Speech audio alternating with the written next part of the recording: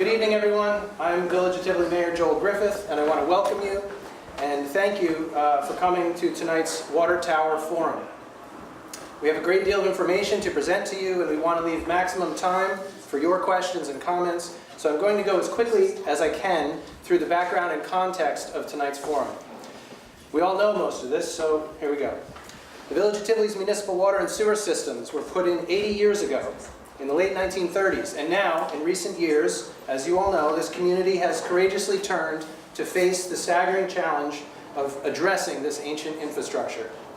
We have sought a way forward to ensure safe, reliable, and cost-effective water and sewer services for this community for decades to come. 3 years ago, Tivoli won a grant to conduct an exhaustive, detailed engineering study of the condition of both systems, water and sewer. In April 2017, those reports were completed and presented to the public in meetings in May and June. Throughout 2017, this community discussed the choice of whether to transfer our systems to the Dutchess County Water and Wastewater Authority or to keep them under village ownership. After a year of discussion culminating in the final forum on November 16th, 2017, the majority of users of the water and wastewater systems came to understand the wisdom of transferring to the DCWWA. This wisdom cites the advantages of professionalization, institutional consistency, depth of knowledge, experience, and personnel, and the economies of scale available to the DCWWA. Based on our community discussions and having heard the will of what we believe to be the majority of residents, in December, the Village Board of Trustees passed a resolution declaring our intent to transfer the systems to the DCWWA. In January, sort of on a parallel track, we were informed by New York State that this community qualifies for hardship financing in the form of a possible loan at zero interest of $4.7 million. This would address the needs of our water system. Those needs include water main replacement throughout the village, well upgrades, but primarily among them, and the bulk of the cost, is the replacement of our 80-year-old water storage tank. Now, there are a few things which must be said. I know we love our water tower, and that it has been the symbol of our village for many years. I love it too. It has been a wonderful and fitting symbol of Tivoli. It reaches skyward like the aspirations of our community. It stands straight and tall, like the pride we all feel for Tivoli. It can be seen far and wide, and we all feel how it marks our village and calls out to the rest of the valley. Tivoli is here, Tivoli is special, and Tivoli is one of a kind. We all feel that and understand that very deeply. However, unfortunately, all sentiment and symbolism aside, its primary and practical function is to store drinking water for our families and the water necessary for fire protection of our homes and property, and it is on the verge of no longer doing an acceptable job at either of those. The current tank at 150,000 gallons capacity is half the size for a village of our size in terms of fire protection needs by today's standards. We've talked to the national insurance companies who do this stuff, and our tank's too small. It is also badly in need of recoating inside and out. Now this recoating requires sandblasting every square inch of that tower, every rung and spindle down to bare steel, capturing every paint chip, and that is a chore of exorbitant cost, close to the cost of a brand new tower. And there are other developing structural problems at the footings. All this is to say that the question before Tivoli is not whether the 1938 water tower will go or stay. Unfortunately, our beloved tower must go. And we need to come together, as we have this evening, to learn about the choices and together select its successor. So with that aside, back to where we were in the process I was describing. Money. Our water tower, water mains, and wells all need a lot of money. There are opportunities at hand, close at hand, both loans and grants. But in order to pursue this financing, we must complete a seeker process on the style and location of the next water tower. Seeker is the State Environmental Quality Review Act. It is a long-established, well-defined legal process with which we must comply to protect communities from the negative impacts of certain actions. No one will finance our next water tower until they know we're not just throwing up any tower in any old location. They need to know we're not putting up the wrong tank in the wrong place. Now we have to move with deliberate speed to apply for the financing opportunities because they open in June and July. So we need to complete our seeker process quickly. We need to be able to tell the state financing entities that we are putting this tower in this location for these reasons. We've considered options and we're not going to put that tower in that place for those reasons.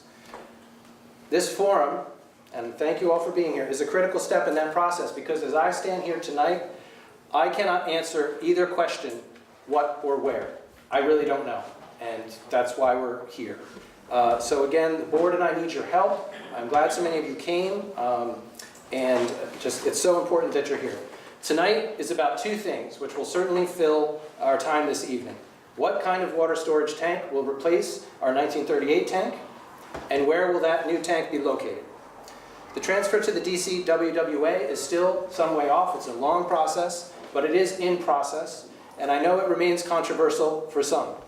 But the transfer issue is not what we are here to talk about tonight. There will be other opportunities to revisit that choice for anyone who must. You're welcome to come to the next board meeting or call me on Monday and I will meet with you.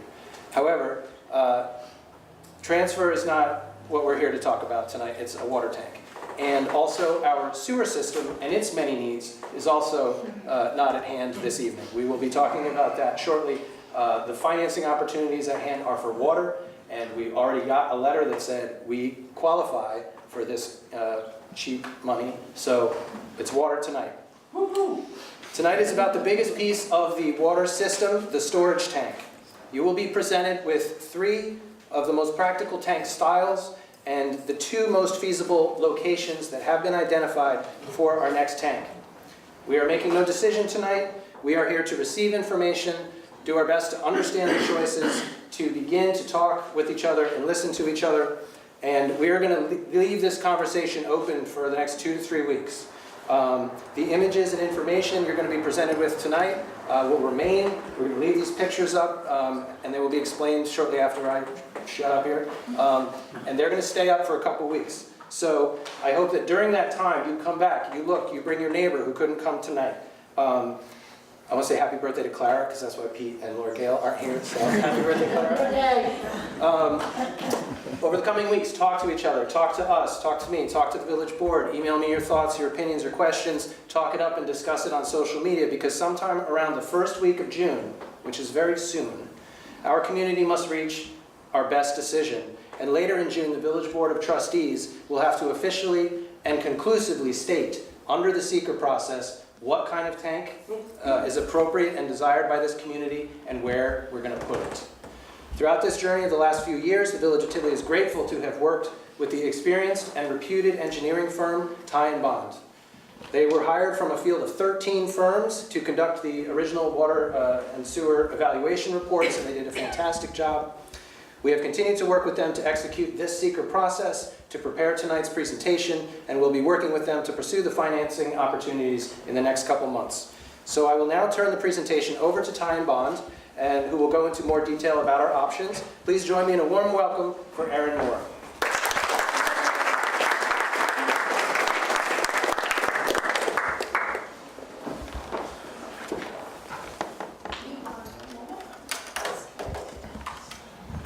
We've taken care to shut everything down, and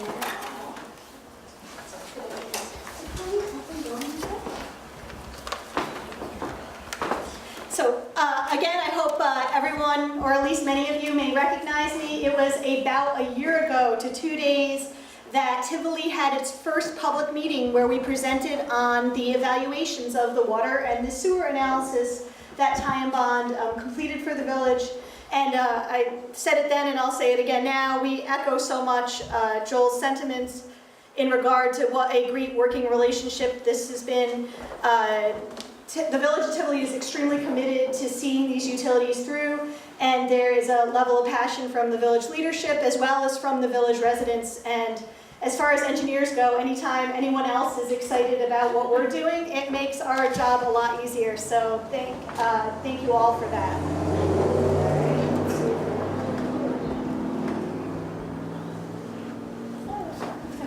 So Joel did a great job with discussing this timeline, and so I will just touch upon it very quickly. Again, about a year ago, we submitted the report, and then there were 2 public meetings held.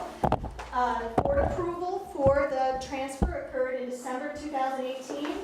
In January, that very happy news that the village was qualified for the loan. And here we are now in the seeker process, which is to be completed in June. And this is important not only to continue the initiation of the transfer to Dutchess County Water and Wastewater Authority, but also to be in the position to apply for grant funding. As Joel noted, it's a loan that the village, a very competitive, excellent loan that the village has been qualified for, but free money is even better. And so that's what we need to get in position for, and so to get through this process is how the village gets into position to pursue that funding. So seeker compliance, State Environmental Quality Review Act. Most system improvements, when we talk about some of the things Joel mentioned, water main, the well houses, those are improvements in kind. However, the water tower replacement requires the seeker process. And also, of course, the transfer to Dutchess County Water and Wastewater. And so that's why it's critical to go through this public involvement process and get everyone on the same page. So some of the things we're going to talk about in regard to the water tower, its location, and there's 2 places, the Pine Street utility parcel and the McKnight well field, and we'll talk about those. And then also the style of the water tower, and there's 3 styles we're going to be looking at. A modern multi-leg style, and that's the current modern style that's most similar to the current Tivoli tank. And then a composite elevated tank, and then a ground tank with a pump station. And that's the 3rd style that we'll look at. So our water tank locations, we've got the Memorial Park, the existing tank is adjacent to that. I think we all know where that is. And then the McKnight well field. So if you're heading out on Broadway, away from the village, it's up on a hill on your left, and it's an existing water utility parcel. There's a little brick building. Now the existing water tank location, while McKnight's relatively simple, I just want to point out there is a level of complexity here. There are actually, in this section between Memorial Drive and Pine Street, there's actually 3 different parcels. So the one shown in blue here, that's the Memorial Park parcel, and that's where the ball field is and a majority of the park amenities. And then the ball lot well field parcel shown in green, and that has a parcel that is intended to have the well field on it. And then our parcel here in orange that we're referring to as the Pine Street utility parcel, that's the parcel that houses the existing water tank and would house a new water tank if we talk about this location. So now just speaking about the locations. In regards to water main, we've got, again, these 2 parcels. At the Pine Street utility parcel, again, the same parcel the existing water tank is located. One of the main goals with this analysis was how to achieve the correct fire flow. When we put a new tank at that parcel, there's actually more water main improvements required, which increases the capital cost of that option. From the McKnight well field, there are actually less water main improvements, so less larger diameter pipe to get the appropriate fire flow according to ISO flow testing, which is the insurance agency which sets where flow should be throughout the village for appropriate fire protection. So given that goal, the McKnight location is cheaper to the village to do those improvements. Park impacts. As I think if we can visualize where the tower is, while it is absolutely a water utility parcel, that is the way it's zoned, there's water services on it, some other uses have happened on that parcel, including a skateboard ramp and gardens in the back. to install a new tank, you would likely lose those facilities on that parcel. The intent, hopefully that's being worked towards, if the tank was positioned on the McKnight Wellfield parcel, would be for that parcel to then stay with the village and be able to be used as a park, and maybe in the future, I would assume, converted formally to park purposes. So the advantage is the gain of that entire area for the village use and park purposes. And then in regard to visual impacts, there's certainly, while you have very different aesthetics of the tank, you are looking at the tank in a very similar location when you talk about the Pine Street parcel. So it's a similar vantage points to see the tank from. Obviously, that's very prominent in the village center.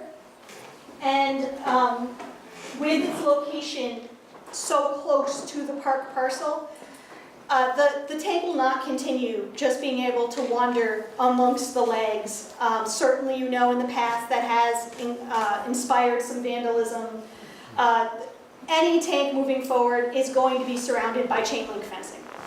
They just must be from a safety perspective. And so a tank staying at the utility parcel will have 8-foot chain link fence around it. And that puts it in a close proximity to the usage as the park. From the McKnight Wellfield, certainly it's a new location, so that means it's there's new vantage points from which you are going to be able to see the tank. It's less prominent in the village center, and obviously the security fencing is going to be up by the tank, which is very far from public access or being in a public area.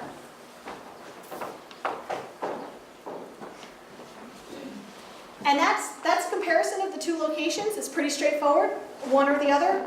It's a very, very similar tank, can go on both parcels. So this surprises me. They're nearly equal in elevation. I don't know if as you're driving in and out, you actually go up a hill and then down a hill. So you would think that I thought McKnight was higher than the park, and they're just about the same. So very similar size tank. So I just want to go over these three style tanks and talk about them. So the multi-leg tank, the one shown in white, that is the modern equivalent to what you currently have.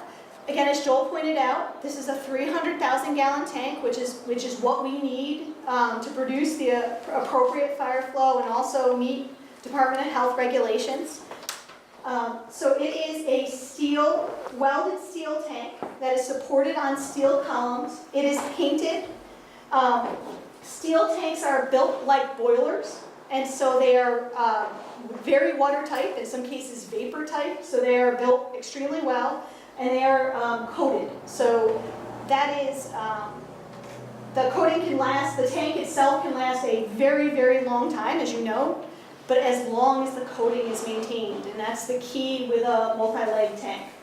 So its capital cost, it's in the middle, let's say. It's a little more expensive. Operation and maintenance, again, meaning you must coat this tank, but it operates by gravity like your current tank, so there's not electricity involved or moving parts. And again, it's closest to your existing tank. So the next tank we want to talk about, it's shown in blue. It doesn't need to be in blue. However, I will say its natural color is blue. And why is this? Because it is a glass-fused steel tank. And the kind of glass they use is cobalt. So how your Arizona iced tea used to come. It's a blue glass they use to coat the steel. So that's actually the natural color of the tank without any additional coatings on top of it. And so by it being a glass-fused tank, you never paint it. So that certainly is an advantage from an operation and maintenance cost. So it's on a concrete pedestal, which again does not get painted. And it's bolted cylinders together. So instead of a welded tank, they are bolted sections that go together. From a capital cost, so meaning the cost to build it, it is the most expensive style of tank. But again, from how much it costs to continue to run it in the future, it is the cheapest tank from that perspective. However, from our judgment, and I think this is not a flying leap, this is the largest visual impact as far as a tank, because you not only see the tank, but you see the entire column.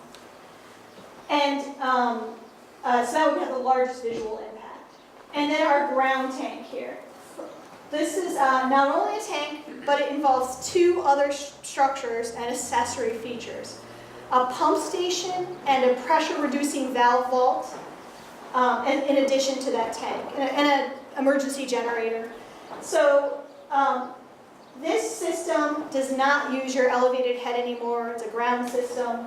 It is the cheapest one to install, but because you have equipment now that has a much younger, a less service life than the tank itself, that equipment will need to be replaced as necessary. And so it has the most expensive cost to operate, but it has the smallest visual impact. So I'm just going to go through this with a little bit more detail. That's a sort of an overview. So here we go. Again, this is what we're going to call our multi-leg tank, most similar to the existing tank, lowest capital cost. I think we know when it starts to rust or stain.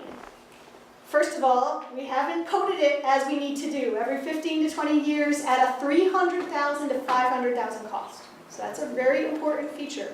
But we've got to commit to that if you go with this style of tank, because that's what keeps it, that's what keeps this tank going appropriately, is continuing to coat it. There is a AWWA 100-year plus tank awards that they give out every year for tanks that have made it past the 100-year mark. So it's all about continuing to maintain your tank appropriately. However, if you stop doing that, you get structural problems. You're going to know because it's going to start rusting, and you'll see. We all know what that looks like. Again, it's designed to meet boiler codes, so it is a watertight welded structure. Most similar in appearance to your existing tower, and it can be custom painted because this is standard painted steel. Disadvantages, again, are high maintenance costs involved with recoating it every 15 to 20 years. Ice can damage the interior coating if allowed to freeze. Now, what we're presenting in cost and recommending is an internal mixing system. So we don't have that situation, but certainly if it does freeze, that can damage the internal coating. And a larger foundation for this style tank is required than the other tanks. So CET tank, what does that stand for? So that's composite elevated tank. So my T is redundant, sorry about that. So these are designed to be low maintenance, no regular painting. Should something happen, single panels, I'm not sure what that would be at this elevation. When it gets down lower, it makes sense. A bird, a large bird, I don't know. Single panels can be replaced. So if the damage does occur, you don't replace the entire tank.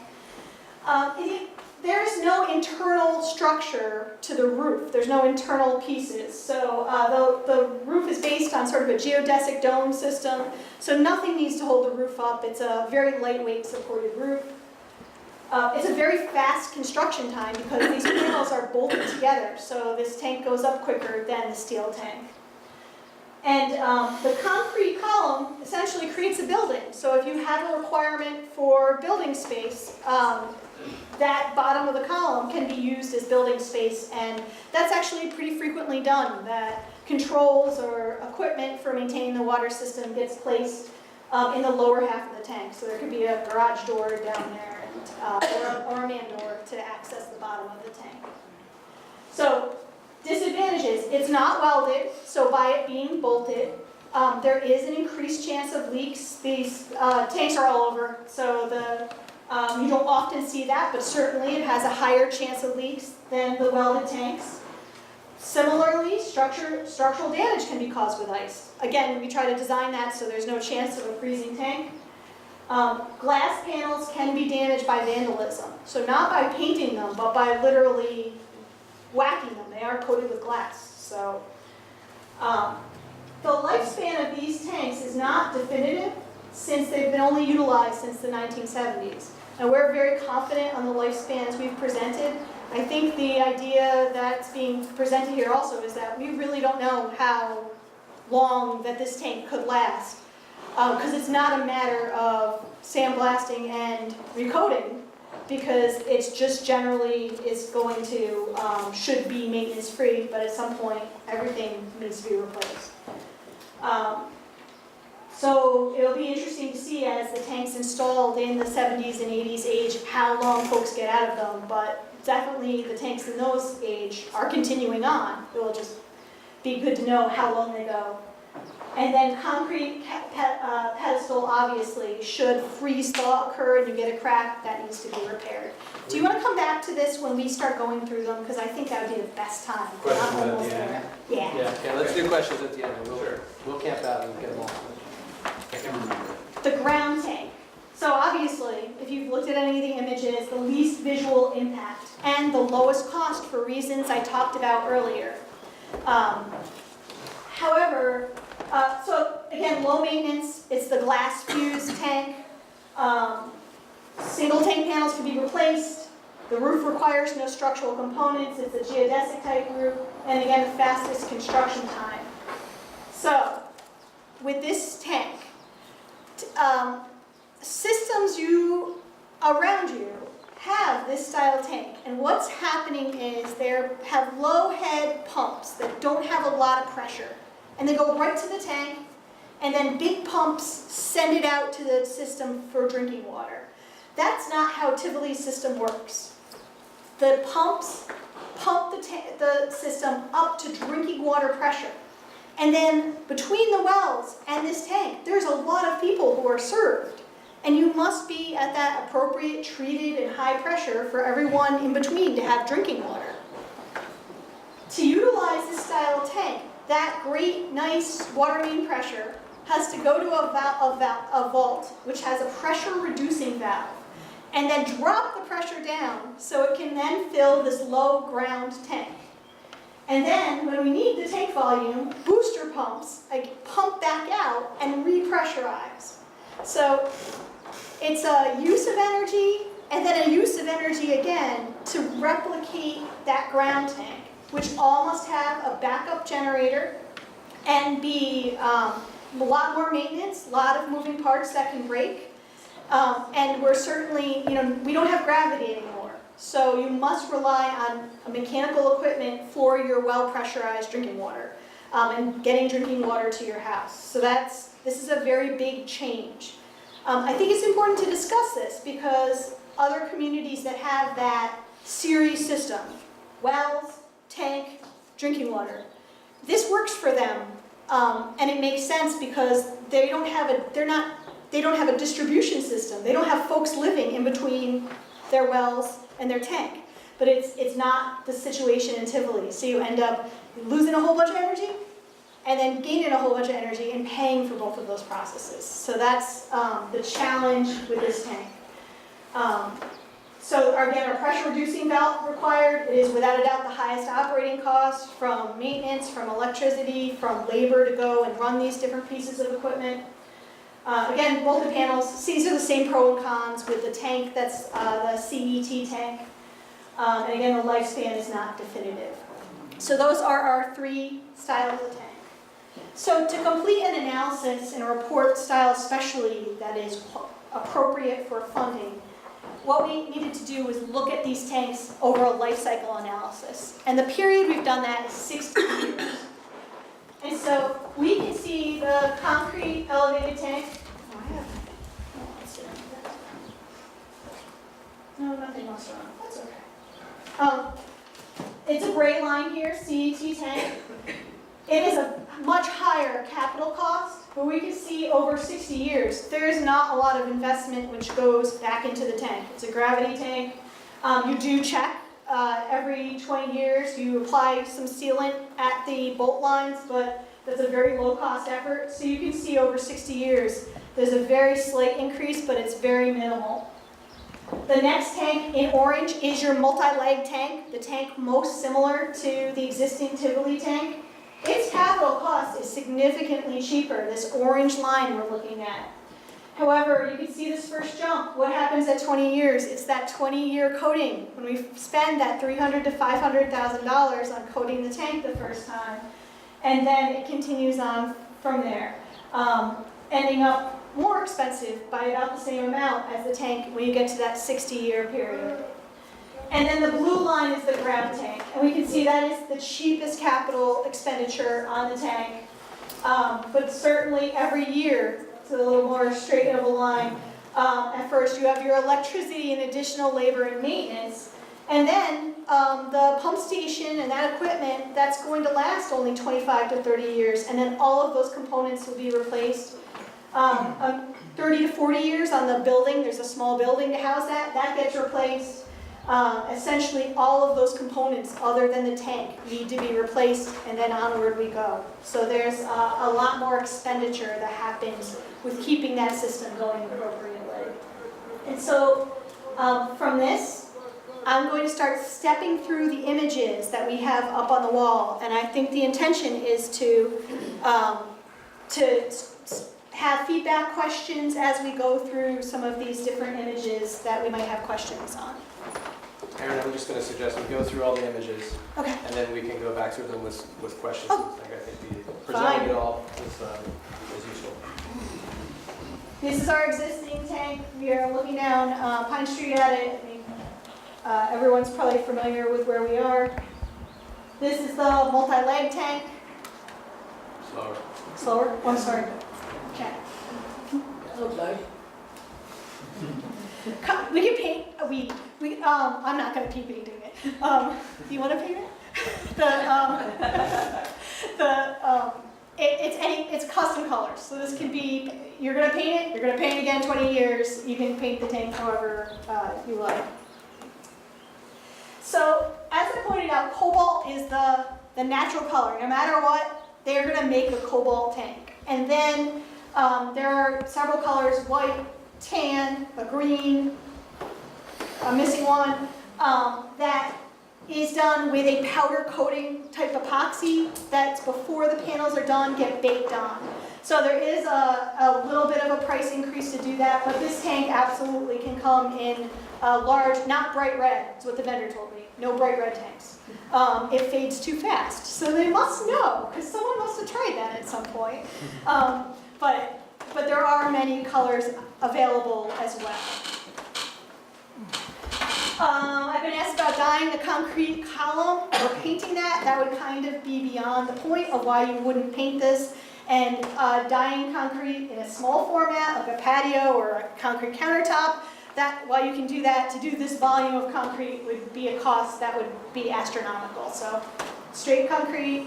This kind of end up with sort of a grid pattern on it from the forms that they make it, but that's what you should expect to see if you were to choose this style of tank.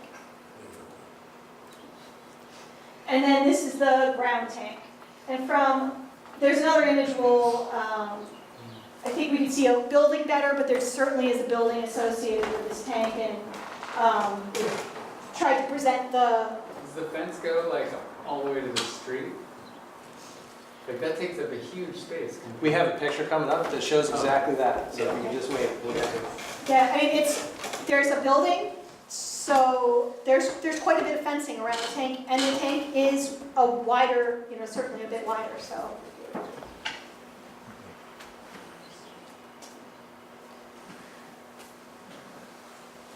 Here's our existing tank.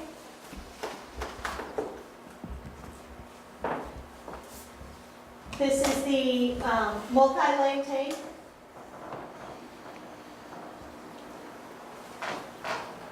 When we're done talking, these are just going to be on rotation. So we'll go through them once, and then they're just going to be rotating. We can see them again and again. While we're taking a look at this, I'll explain how do we do these images.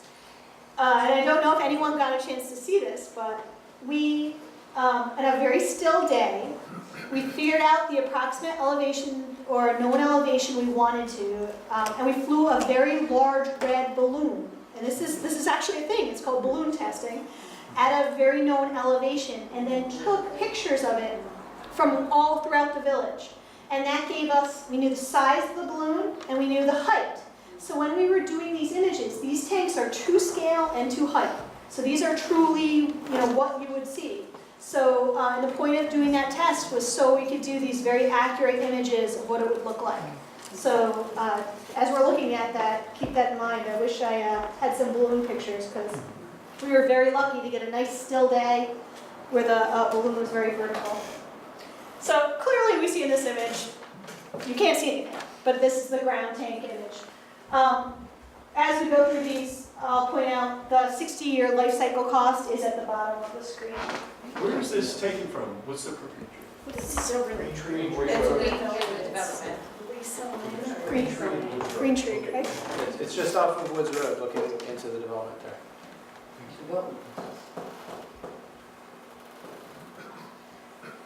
So here we are in the park parcel, looking towards the utility parcel. That is the fence. So that's the modern multi-leg, right, Eric? This is the modern multi-leg, About a third of the height of the trees. this is the CET. Oh my God.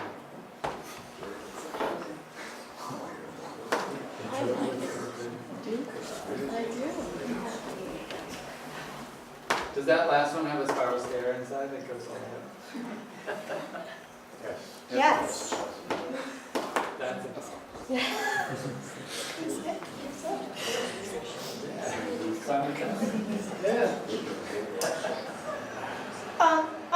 I'll share with Joel where a vantage point can be, but one of these was very recently constructed in Kingston. So I'll get an address from where you can see it from to share, because obviously it's not, any of these water tanks you can see from a distance. So I'll find out where you can go if you want to go take a drive, where you can see it from. Cool.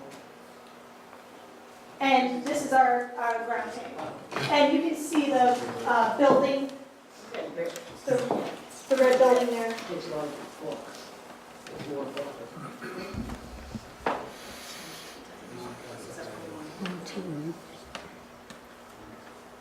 So now we've moved on to the McKnight parcel. I just want to make sure everyone knows where McKnight is, right, what we're talking about? Yep. Okay, great. And this is what's there now. Yes, pile of brush, yard clippings, and the well house.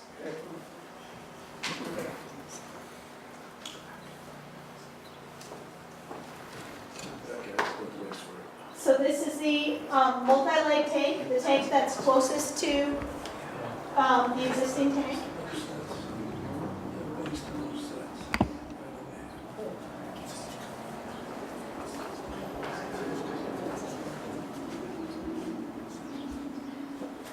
This is the CET tank.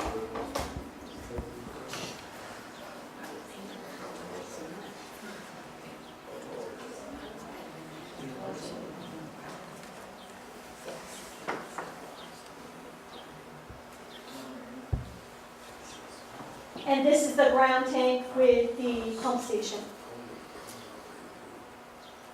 That pump station's just like a little shed, kind of in front of it, or to the side of it or something?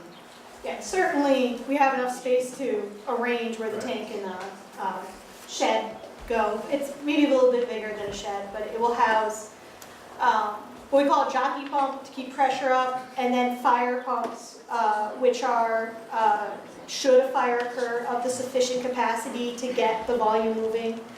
And then the pressure reducing system will not be in the building. I think it's going to be a subsurface vault is the most efficient way to do that. So again, this is the system where the already pressurized water will come in, and then we'll have to lose the pressure. So it's just will be, and that's what you do with that in that pressure reducing valve.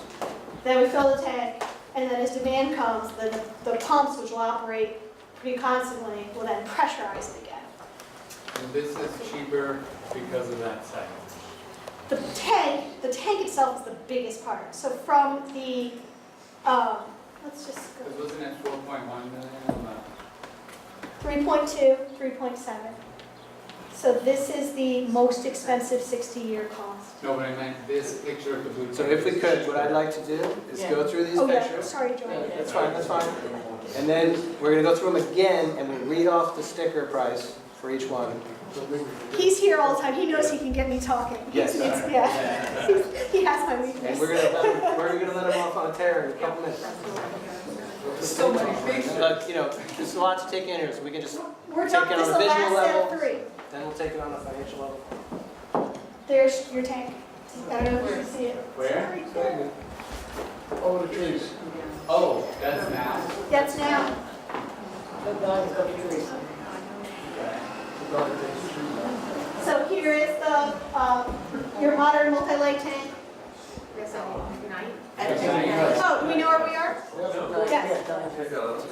So this is the midnight parcel, but now we're on we're by the Potts apple orchard. Is everyone? Okay.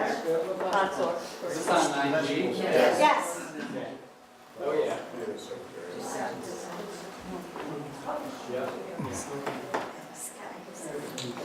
There's the CET.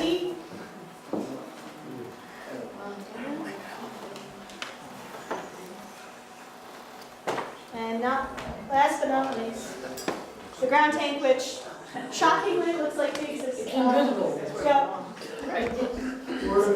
Behind the trees.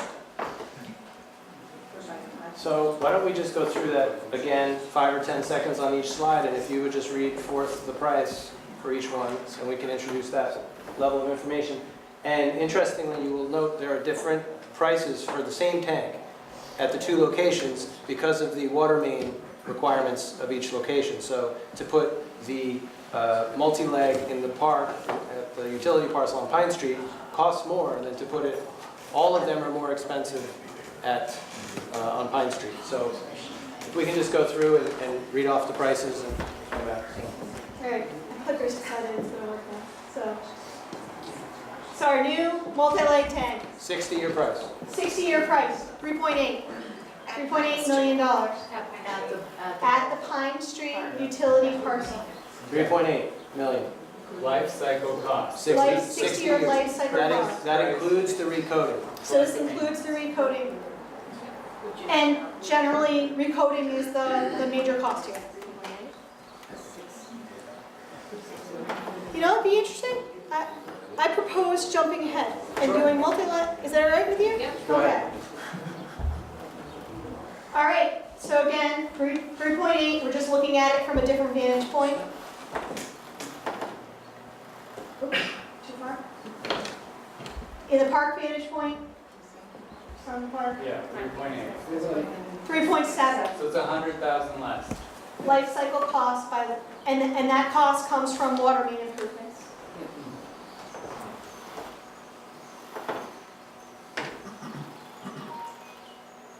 $3.7.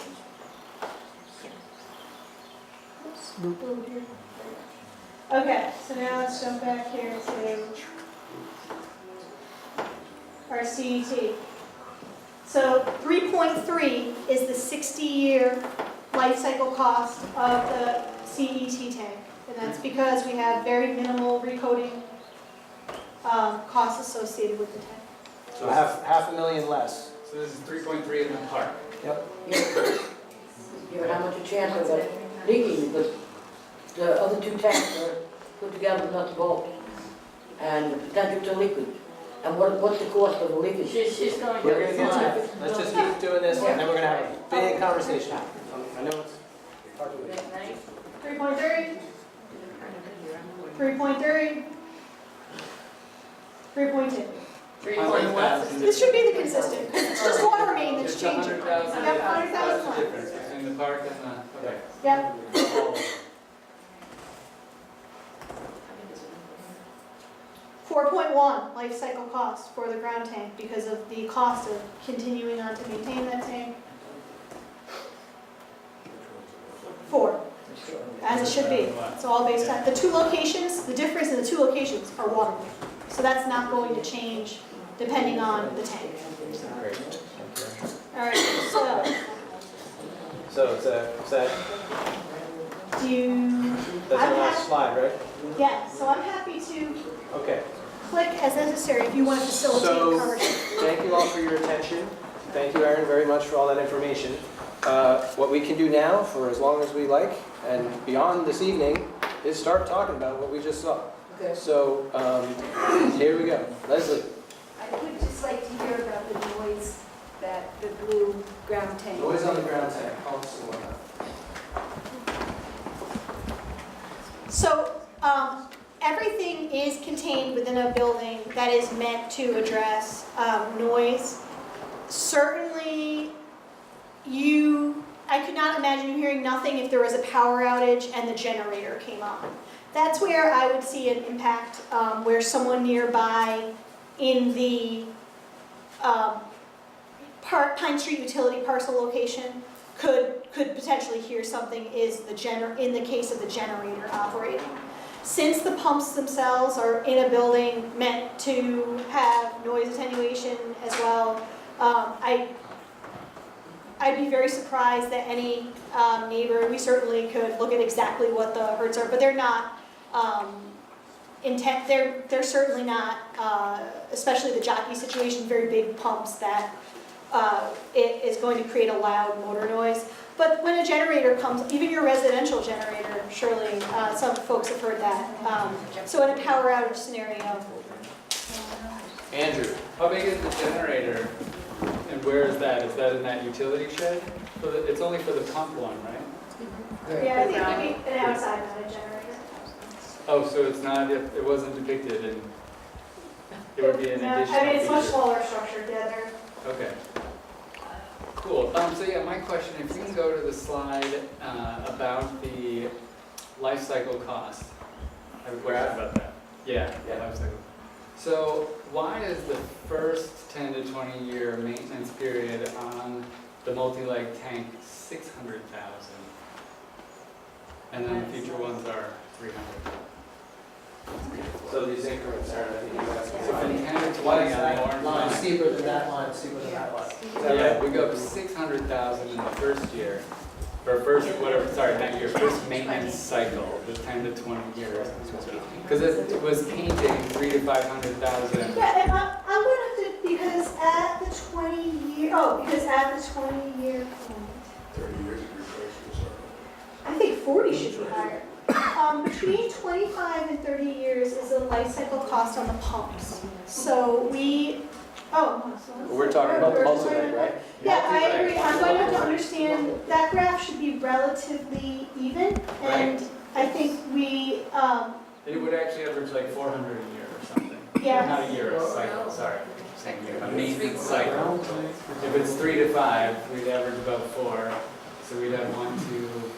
I'll look into that. Absolutely. That's a good Because question. if there's, maybe there's something else that we're not thinking, that you got on the spreadsheet that we haven't been talking about. But otherwise, that line would seem like it would come down. But Aaron, the blue line, which is for the ground tile, what you're saying is that there's a big maintenance cost for the pumps? Yes. Right. Pump replacement, yes. Okay. Lee? Is interest cost in there? Because the interest would go down as you got. Yep, no, it's not taking into account inflation or interest. Just No. present worth value of the maintenance activities. So the tank that costs more in the beginning, the interest cost is going to be higher.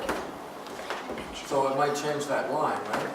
Except that we're giving zero interest. If we get 0%, If we get zero interest financing. cost isn't an issue. But this is just the cost of the tank. Right. It's not the cost of all the stuff we need to borrow money for. This is just, For our village, this right? is It's just a tank. So, Okay. so if that starting Oh. price makes a difference in terms of our financing model. the Like if we initial max capital cost differential though does include water main, when we talk about, oh no, those are in the life, yeah, not for this, that's not relevant. Right, it doesn't have any of the waste stuff that we gotta do that we need money for. All right, sewer's not tonight. Pete, morning? And also, I'm not sure if that's throwing this off, and it's possible it is. The life cycle cost graph, when we include 3 different tanks at 3 different information ends up looking like spaghetti because we have 2 lines that follow one path and 2 lines because, as you know, they're about $100,000 different in the end. And it produced a graph that was not very visually friendly. So we tried to average the 2 locations to do this, and I'm concerned that maybe we've got a flaw in that averaging, but the concept is still very similar. When you take into account the electricity costs in the ground tank, have you also, it's just today's cost, Absolutely. it's not increasing the central arts as it does? Nor labor, nor generator fuel. Those things wouldn't majorly affect the graph though, if you were to take them into account. Over 60 years? The electric, the pump system runs almost constantly, so there certainly is, electric definitely has an impact. The labor and the other things are to the much less so. The pump replacement and the valve replacement and then the building replacement, that's more so the drivers. Yeah, Pete, did you want to go? And then Yeah, no, I was just curious, I missed a lot of the beginning of the meeting, so maybe some of the stuff is covered, but I was kind of surprised that the ground tank actually ended up being the most expensive of them, and I assume that's because of long-term maintenance. I'm also surprised at how kind of unattractive the concrete option is. I mean, I'm just curious, sort of taking an informal poll of the room, I'm assuming the multi-leg is that the most desirable? No. No? Right. Let's say. I'm on the other there's a lot side. of other I questions like too that besides- thing The which one? I like the concrete one. The concrete one, right? I think it's time for Tivoli to embrace a new identity and simplicity and, I like it. That's a fire question. So, I mean, I don't know, I just thought it was surprising, and I figured it made it a lot less complicated, I think, in a way to decide. So, Karen Cleveland. Just thinking about our water tower now and how we've maintained it, and it's kind of, if we have the money, we'll do it, and if we don't, we won't. The one thing that will come if you do a multi-leg tank, this water system will not be in our control. The water authority will have that power to say, this 20 years, the tower is getting coated. No ifs, ands, or buts. They'll have that responsibility, not us. Right, and I imagine that they will do that, too. I will imagine, yes. It's their hand. So it's forced maintenance, It's forced maintenance in their hands. which might be a good thing, though. for That might us. be a good thing. Yeah. Pete Walsh? Karen, could you explain the process of the recoating of the multi-leg tank? I mean, that's our water tank, it's gravity, so how are they gonna do that and still provide drinking water, firefighting water, when that time comes? So I think just a first statement, the most important thing between a new tank, while it is similar, the level of care and cost that will go to recoat care is not the right word. There is no concern in the new coating that will be on the tank, similar to the concern with your existing coating. So while it's still a very careful process, it's not a process that involves any lead abatement. So moving forward, you don't have that additional specter in tank coating, which Joel touched upon when he was describing the issues with the existing tank. But it is similar. And there's certainly options. So you've got exterior coating, which generally a tank can stay active during, and then interior coating. And there's temporary booster systems, which are essentially your pump system on a skid that gets brought in should interior maintenance on the tank need to be done. And that's a very common thing that's provided. So there's no interruption in service Absolutely. while you're recoating a Yeah. multi-leg? Tom? Question on the ground tank. You mentioned something about if there was a fire, let's say there was a fire, you have to manually switch over to something? Everything will be automatic. Everything's automatic? Yes. And water goes? I mean,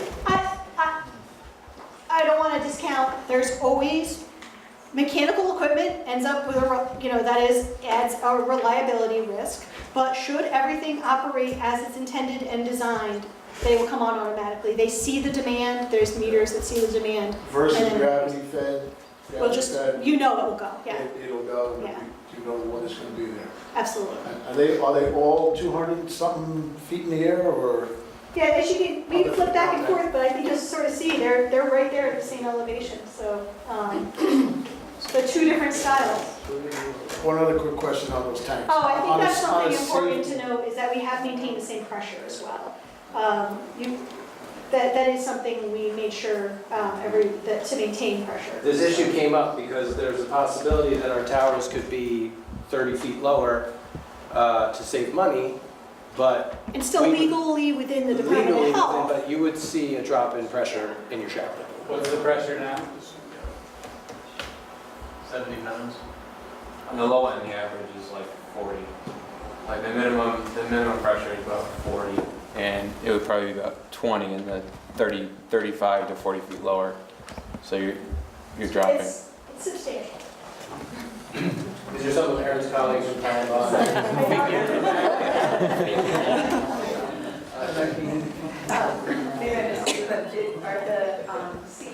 The CET and the multi-leg, are they at the same height as the existing tank, or would they be higher? No, they're just about the same height. We call it the overflow height, because that's what gives you your pressure, and so they are at the same height. Right.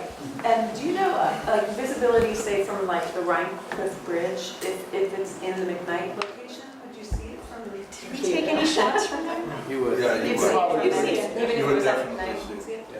But I don't think we took a balloon No, shot. yeah, You can see the Sorry. port tank. Ralph? The leg tank, Multi-leg, yes. is that, when you say it has to be redone and whatever, is that epoxy paint inside and out, or what's it made out of? I believe so, but I would have to get that exact spec I for mean, you. don't they make a poly tank, a lined poly? They do that- not in that situation. So they do make poly tanks, but not for this style of Well, I know they make poly tanks, Yes. but there's nothing available for a water tower in a poly that would last forever. No. The glass fuse line is the best available to do that right now. And concrete. If we were on the ground, concrete, there's nothing that beats a concrete tank also for a long Well, they living. line them. I mean, they But- line them with poly. I mean, the fire trucks are lined poly. They last for 30, 40 years without touching them. But they're probably not BPA free. Well, I don't know that, I'm just asking, if there was anything available like that. If there isn't, there isn't, Well, but. you know what? Also, we definitely have presented to you tanks that you will see around that we know from an engineering perspective work and are appropriate for the village. Any of these tanks. I'm trying to think, the only thing you probably might see but not here is a pedosphere tank. If you're going down Route 9 towards Hyde Park, it kind of looks like this big column of steel, then comes up and then goes straight and then goes over. That's my best description. The surface area on those tanks, or sometimes they're really narrow and a big ball on top, that's the same type of tank. They're huge, so the cost of recoating those tanks, you've got a little bit of complexity on your multi-leg, and then you've got a huge surface area on your pedosphere, and they're almost the same. But a multi-leg is much closer to you visually than what you have now. So we could just start presenting tons of tank options, but these are the most reasonable. The pedosphere doesn't buy you anything from a visual nor a coating perspective. So there are different styles, but not many. That's the only one I really can think of that's a style not presented, but it's neither here nor there for the village's priorities. So, Andrew? When we turn it over to, what's the? Dutchess County Water and Wastewater Authority, or the DCWWA. When we turn it over to the DCWWA. We say authority, I think that's easy. To the authority, who owns the land? Currently, the village owns the land. Right, so the land on which the tower sits would be transferred in a real estate transaction to the authority. So again, as we deliberate between Pine Street and McKnight, now, as Aaron mentioned, on Pine Street, we have a lot of other uses there. It's in the middle of the village. McKnight, we have a brush pile up there right now, but we don't, we don't all go up there every day and do something there like we do off of Pine Street. So that's a real consideration. Yeah. Would we be selling all of the McKnight site if the tower goes there? So, Or just for as the- opposed to like carving off a little piece? Well, like, all I'm really thinking about is landscaping. Like, can we put trees in front of the fence or something? Like, can we make, you know, but if we don't own the land, we don't get to say, like, what goes. Right. Maybe we ask, maybe we make suggestions, but it's not really in our hands.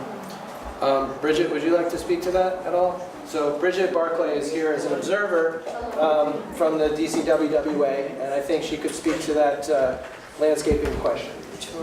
Thank you. That's absolutely something that could be done to soften the impact of a chain link fence.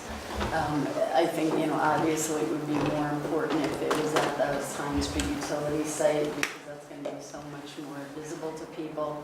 But even at McKnight, some kind of landscaping that would soften that impact. Screening for the fence. Yeah. And if I could just, you know, the reason that the village is going through this process and we're observing it is because the decision is so important to the village. They could have said, we're going to transfer the system, and then Water and Wastewater Authority, you go off and decide what kind of tank, where, all of that. Nobody felt that that was the right approach. Everybody agreed the right approach is for the village and village residents, the mayor, the board of trustees to make this decision, and then we'll abide by it. I mean, it's one of the objections we heard throughout the deliberations on transfer as well. They might throw up any water tower. So we are, the way we're proceeding here, we're keeping that control, trying to have our cake and eat it too. And I think that's a good thing. And I'm glad you understand that, but you can see how important this is to us. So we're going to get to decide these things before we give it to them. Awesome. Ken. Excellent. It's really two decisions, right? Where to put it and what to put there. Yes. I'm going to ask for a poll. Does anybody, you know, there's the park or the hill. Just curious, who feels the water thing should be in the park? Who feels it should be on the hill? So that's one decision almost down. Right? Can we go on to which tower? But now I have a comment. The idea that the cost of electricity and labor and materials is not going to escalate over the next 10, 20, 30, 40 is wildly optimistic. Yeah. So it's probably going to cost a whole lot more to maintain whatever thing we do than we realize today. And we can't predict it, Right. but we're leaving out a huge element, which is what are things going to cost 20, 30 years from now. Sure. Well, are we? I thought that we came up with a 60-year cost, right? The methodology of this 60-year analysis, there's many ways to do life cycle costs, but particularly our goals are to do things, to present the data, but then also to do them in compliance with a format that's accepted by the agencies that will give grants. And so this net present worth value, utilizing present values and multiplying them to today's dollars, using today's dollars, not using future escalations and inflation rates is the method we've presented. Inflation would impact, but you're right, we could look at labor inflation, trying to predict where we think electric costs would go. It would be a much more complicated and much more thorough, but much more complicated analysis, but sort of beyond the scope where we were looking at. But you're absolutely right. It's today's dollars as they occur, not escalated to future dollars. So it's possible those lines that we see could really be going like higher than we can even visualize. In reality, the way the world works. I mean, if we go 20 years back or 30 years back, what things cost then, what they cost now. And I understand the methodology, Yep. but I think it's important for people to realize that. I guess the three things to think about, the CET tank, the maintenance, that is a relatively straight line. I'm giving you a pretty wide range on tank coating, and I could think about how consistent over the years that's stayed. As long as you're not involving removing lead paint, it has been relatively consistent, but we are seeing, there's a portion of that with materials and labor. So obviously, labor is a portion of that. And then when we go to the ground tank, now we've thrown a lot of different elements into it as labor, cost of pumps. The construction industry has seen a huge cost increase over the last few years because of the inclusion of the American Iron and Steel Act. So, which is a part of every state-funded entity, so definitely will be part of this. All American Iron and Steel, that has had a large impact on construction costs involving those materials. So things like that happen, and they're impossible to sit here and speculate now how that could cause future impacts to the tank. Jenny? Yeah, I want to ask you a question. We're going to give this land, transfer this land over to The authority. right? The authority. Okay. We're going to transfer it to them for free. We're not going to make no money on it. They're going to charge us for the water. Is the village of Tivoli going to get any money or anything from the water and sewer? No, we're not going to be, it's a transfer for $1. It's about who's going to take the responsibility to manage it and maintain it and operate it over into the future. No, we're not selling it to them for a profit. We're not trying to make any money on I it. was talking to make nothing on this, okay? And we're going to get high water and sewer bill. Where are we going to Water and get? sewer bill, whether we What are we transfer it doing or now? not. They So sell that's it the to them, reality. like he's gonna buy it back over time. Yeah. And you know, you mentioned something earlier and I never got to address it. I'm trying to present all the pros and cons, but certainly we would not recommend a tank that regularly leaks. These are very frequent tanks. They are all about you. There's a steel bolted tank at Bard, for instance. And so it's important to point out when you talk about your honest to goodness reliability, a welded tank, clearly there is very little opportunity to leak compared to a bolted tank. But we wouldn't recommend any style of tank that we thought was a hazard or a high risk that weren't high quality made. So, but it is something to point out. There's a little additional risk with bolted versus welded. And are these manufacturer guaranteed for a period? Oh, absolutely. Which is that the 60-year period? I was thinking about elevators. 90 days.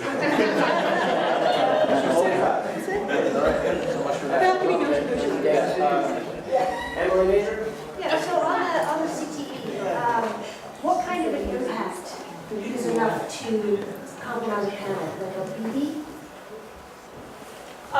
When I understood the vandalism, I was thinking more baseball bat.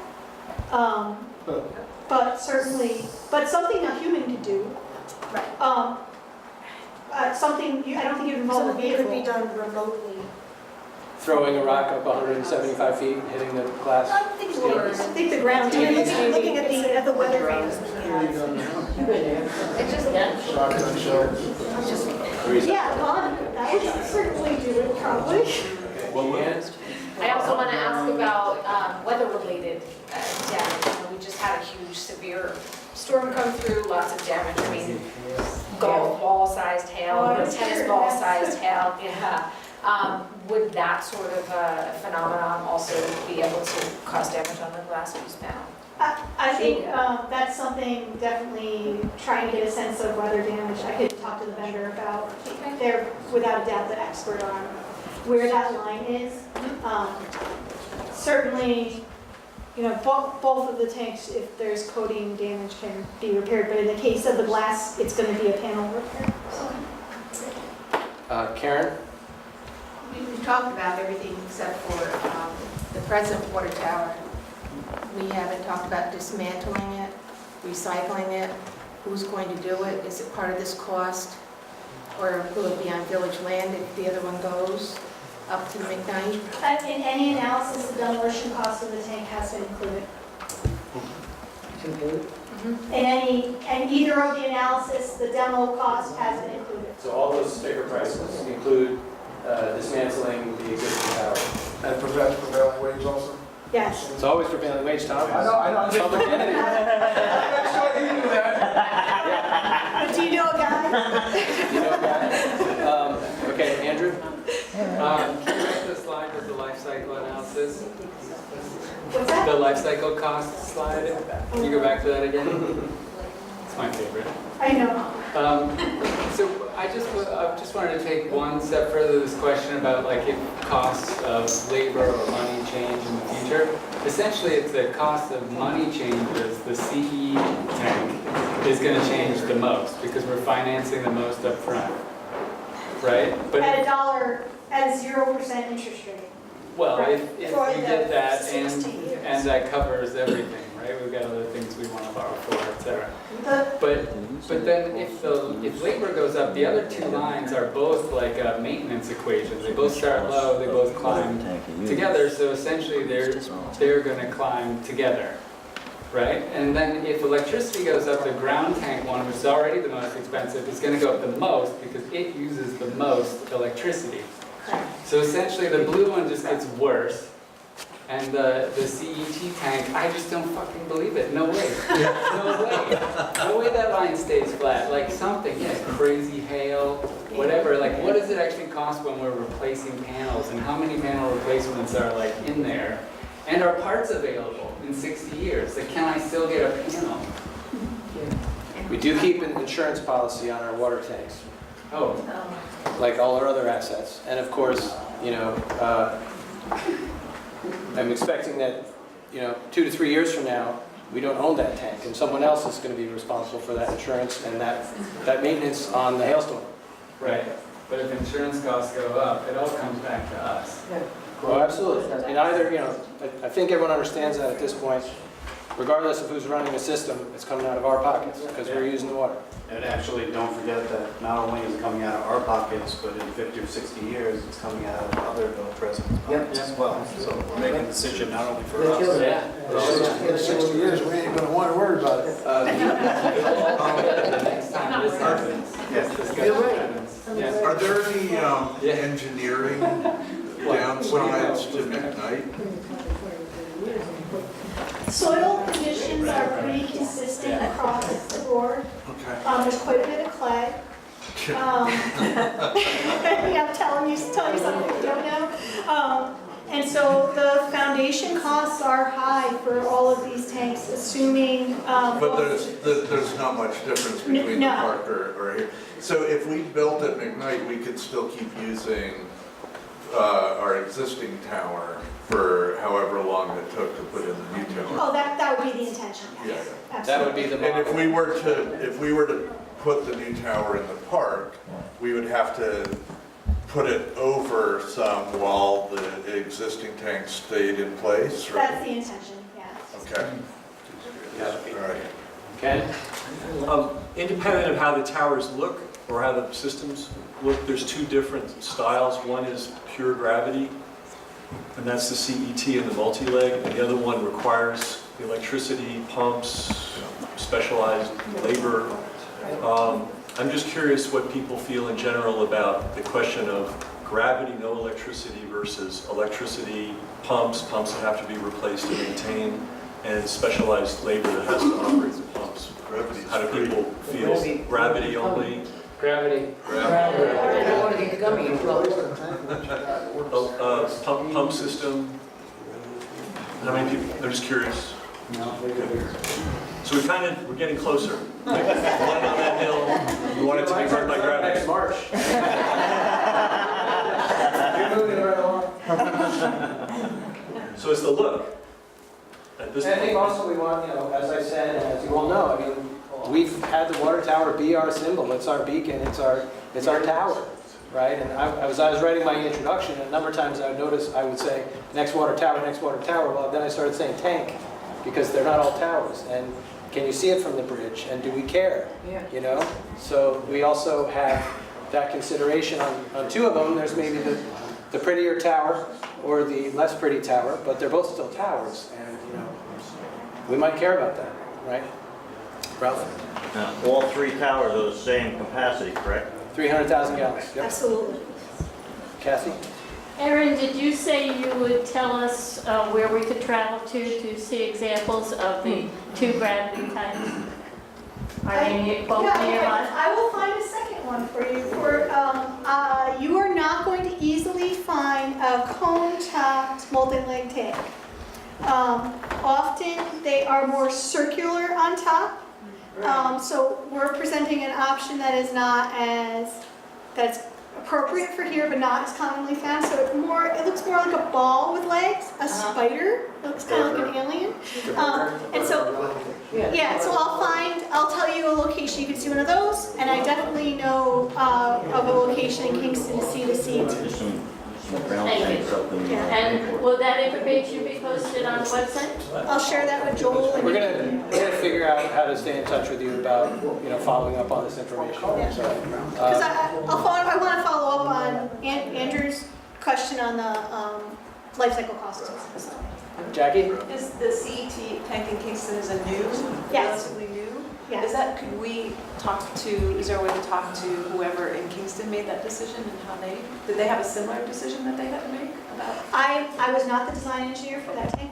We that built public? all of these tanks, but we did not build that one in Kingston. So, Do you know who the owner is? Is it a public entity? yeah, I'm pretty sure it's the City of Kingston water system. So, yeah. But I'll find that out and we'll share that information, and then I'll leave it to that if we can set that up. I'll communicate to Joel. I have a little question on communication out. I hope everyone here is on the email blast that I send out. I don't know if you found it that way, on the website, on Facebook, or whatever, but like how many people are here because word of mouth, just around the village? The website, email blast, social media. So it sounds like email and the screens are where we And find it also was when the water bill, in your letter. Thank you. All right, so a little bit of everything.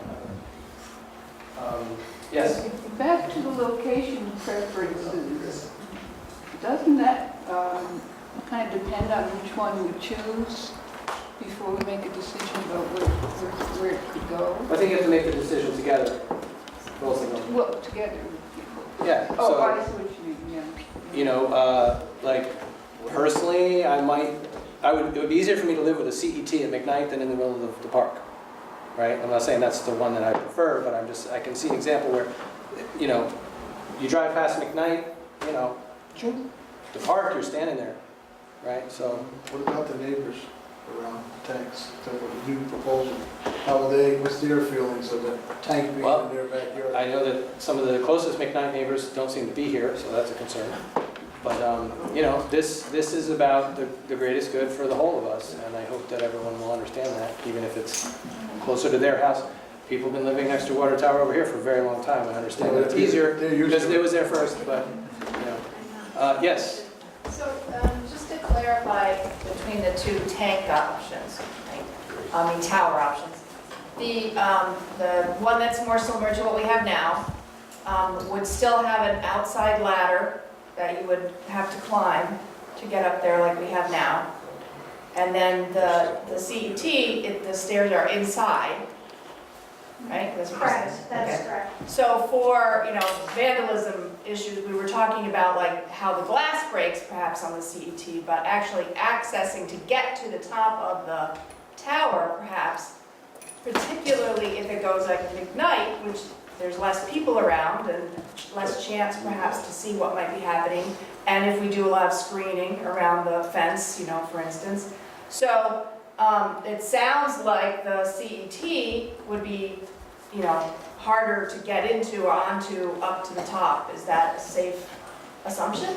But we're also hoping the chain link fence does deter you actually getting to the tank as well. So Is it electrified at the top? There you go. Razor wire.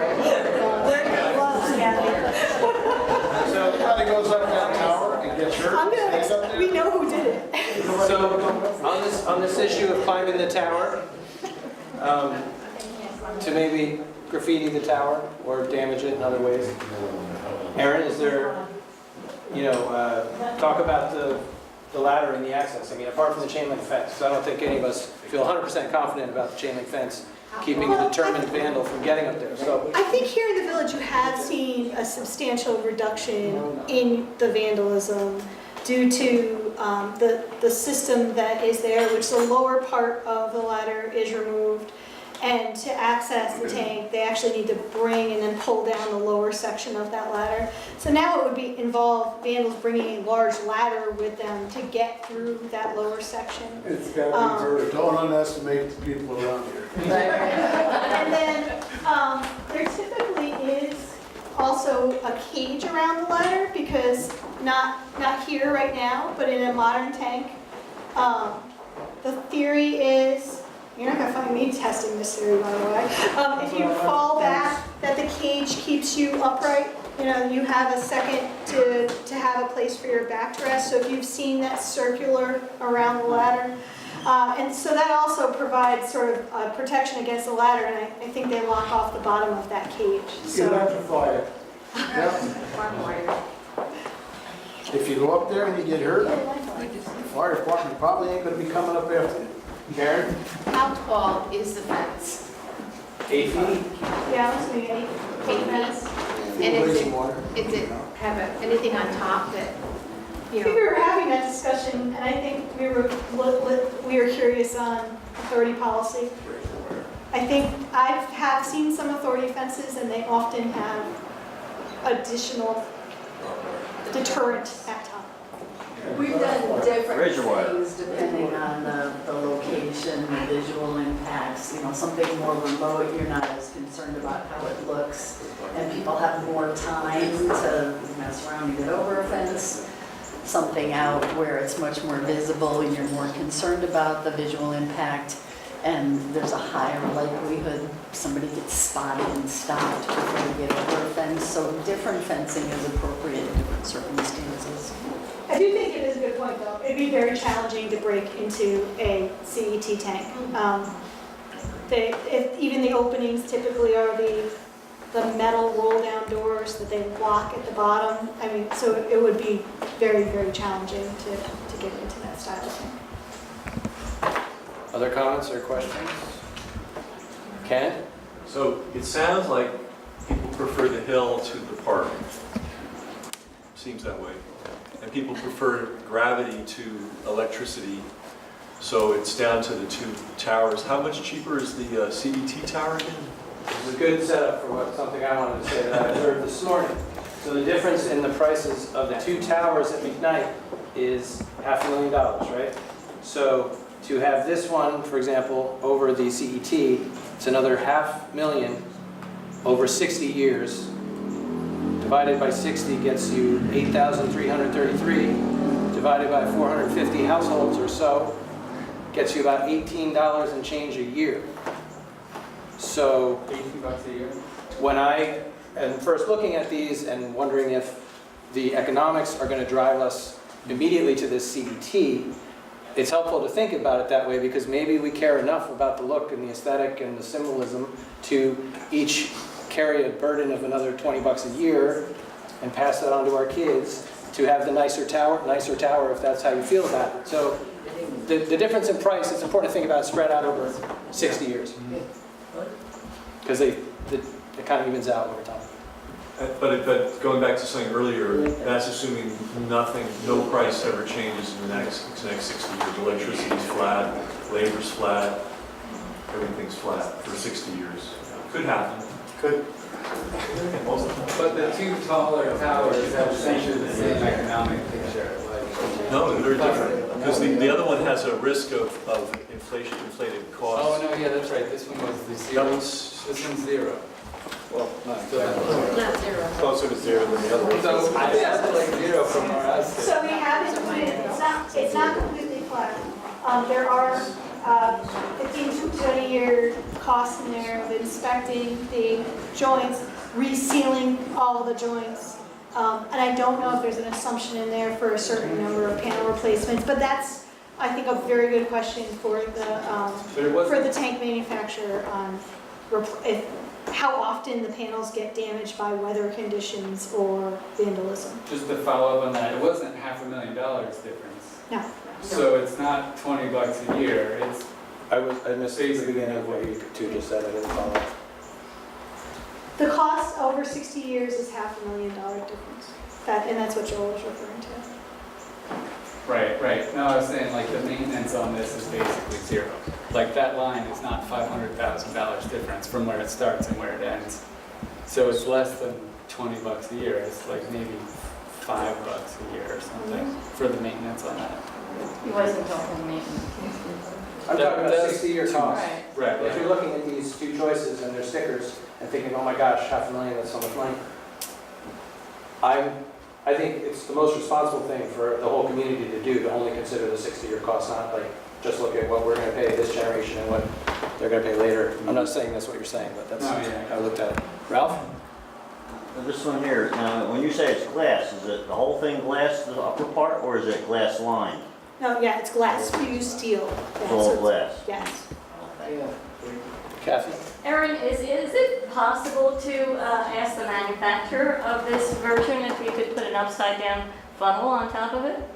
To make it more like the Tivoli? That is, we 100% asked that question, but I will tell you that, as I mentioned on each of these, one of the important features of this tank is the roof style, which is a geodesic. In fact, go back to the playground picture, the jungle gym, a geodesic dome type style, and it doesn't need any internal supports. So that is a really important part and design feature of the tank. So my gut is no, because it's not meant to support, additional weight in that fashion. So, but I'm going to ask the question. I bet it would cost less than $500,000 to do that. But you can't have. Andrea? So how will we decide? Is there a vote or a poll or? Well, that's something I want to ask you all. So the board's going to have to make a decision either June 13th or June 20th.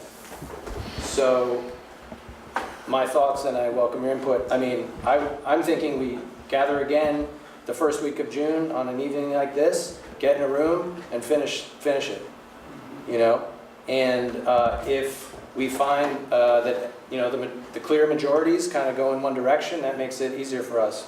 If it's very split, that's going to make it harder for us. But the ultimate decision rests with your 5 elected officials here. So, but we are very eager to try our best to accommodate the desires of the community, for sure. Yes? For the CET version, can you, for the next meeting, just give us the choice of colors? Maybe if it wasn't such a dark top, it might not appear so. Yeah, something calmer. Yeah, I have so I'm in my email, I have, the vendor color sheets. And I was hoping to get him to bring actual color samples, but that could not happen in this time period. So let me do my best to get him to drop. Hopefully he has little color samples and could drop them off. If it were to calm down a little bit, it might not be so noticeable. But you can still see differences. So I have the printed information, so I can send that to Joel right away. But I will send I'll see if I can actually get color samples to drop off here. That'd be great. Just out of curiosity, sorry, now what's the construction time on either the multi-leg or the concrete leg? Sorry, can I interrupt something quick, Pete, because we're losing some people? Yeah. And Andrea asked the question. So while most of us are still here, do we want to have another meeting, get together? Yes. Okay, so there's Thursday the 14th. Thursday the 14th or Tuesday the 12th. So, yes. So one of those nights, we'll pick it and people can come back. And again, between now and then, send me an email, send the trustees an email, write me a letter, stop me on the street, we'll try and gather people's opinions. But I think that will be the way that we will advance the decision-making process. All right? Thank you. Thank you. Sorry, Pete. No, it's just curious. It's going to go over from soup to nuts. The foundation work is going to start after spring. It's appropriate to be working in the ground. So I think you're going to see this over the course of the summer months into the early fall to be back to grass developed and done. And for both of them? Yeah, it's going to happen in the construction season. Yeah, great. David, please. You got a water bill coming out in a couple of weeks, why don't you put a survey note in there and it gets to every water customer. Sorry, there's too much other talking. Get some feed. You got a water bill coming out in about 2 weeks, put a note in there, survey thing, and when people pay their water bill, you've got their answer. You don't have a million We're people. not going to have those back in time. I mean, I could do it, But you might get some early ones, and people could submit independent of paying their bill. You'll get some indication. I think that's a great idea. You get a, yeah, we get 100, the one you got here. Online thing. It won't cost much. You're already paying the postage. I mean, whenever we realize that's the night we're going to decide it's, either going to be the June workshop or June board meeting, we'll let you know. So.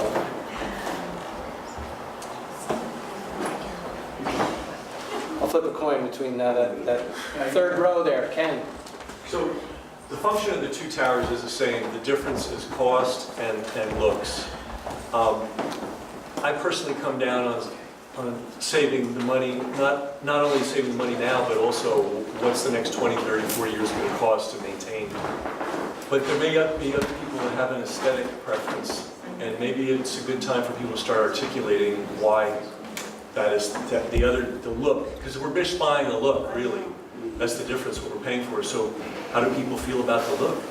I haven't heard much about it yet. One of them looks like home, one of them looks like East Germany.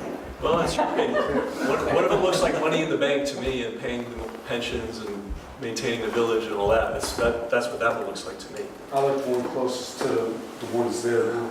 Yeah, same here. Tom? That's Question on the tanks.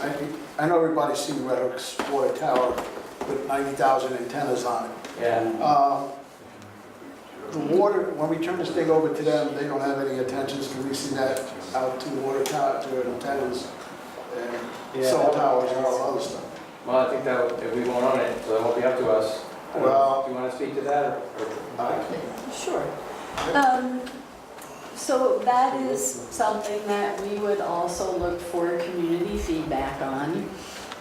The trade-off is people don't like to see the antennas versus it's a revenue source that offsets your cost of water. So that revenue sometimes it source stays with that community. that system, yes, yeah. Right. So Sometimes people prefer an antenna on top of an existing structure as opposed to new separate cell towers. So there's trade-offs, but we would look for community input on a decision like that.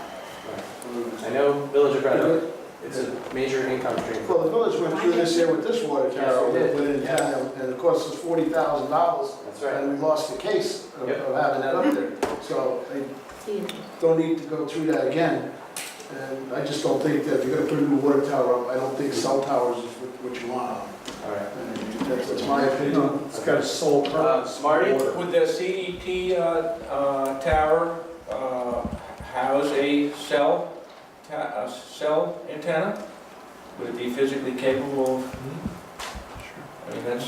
Putting it inside instead of on top? Well, can you both? Putting it on top. Put it Brings on. anywhere. Would it physically hold it? Yeah. Yes, the answer is yes. Something to consider.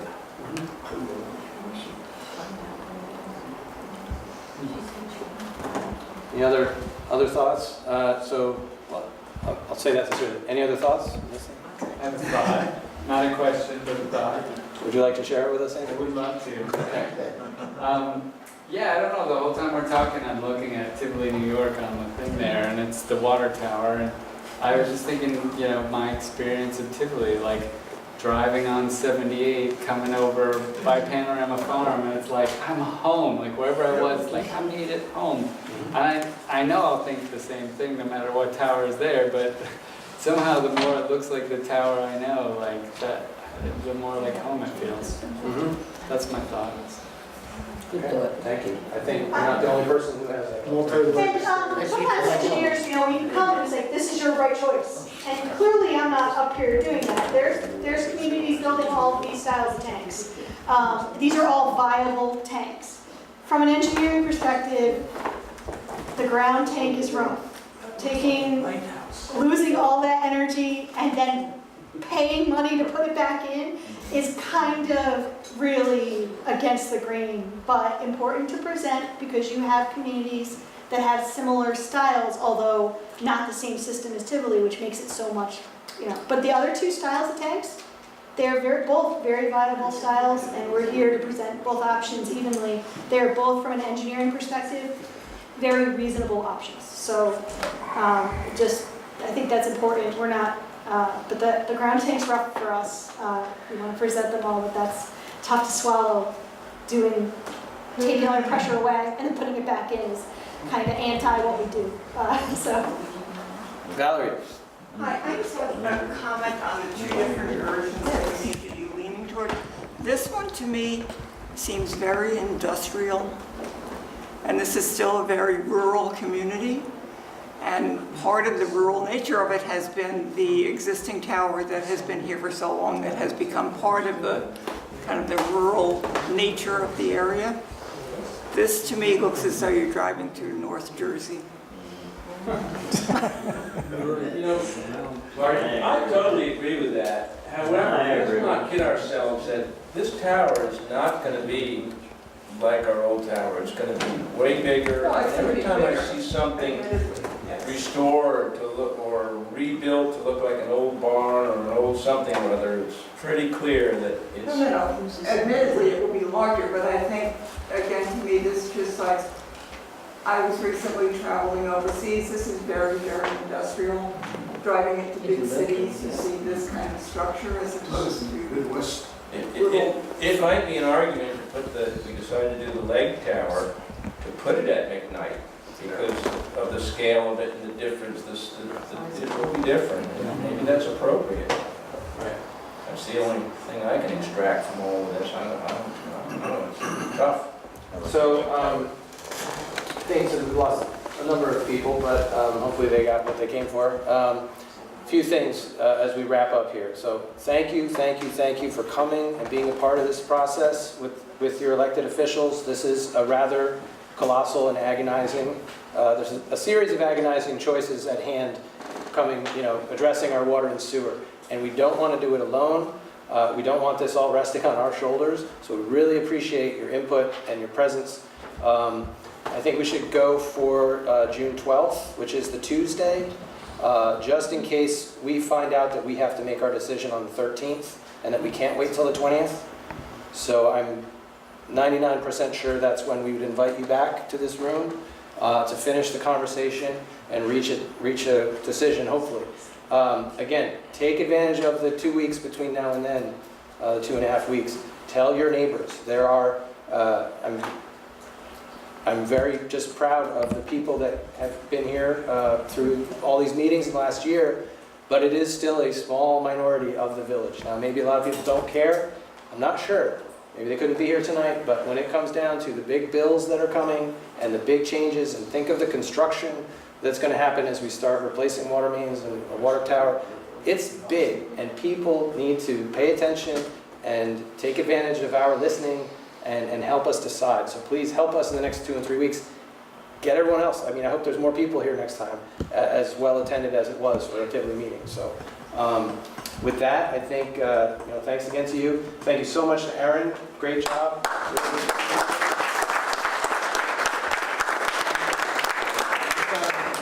want to put another little feather in your cap. So last week we decided, yesterday, Taliban is our new backup designated village engineer. So, thank you so much. Yes, we're really pleased to have you here and to help us with this. These pictures are going to stay up. We are going to quickly, I'd say, Monday and Tuesday have materials on the website. So, some version of this slideshow, so you can show it to your neighbors who weren't here, refer to it, and again, the 5 of us are around. Come talk to us. So, thank you all very much. Thank you very much.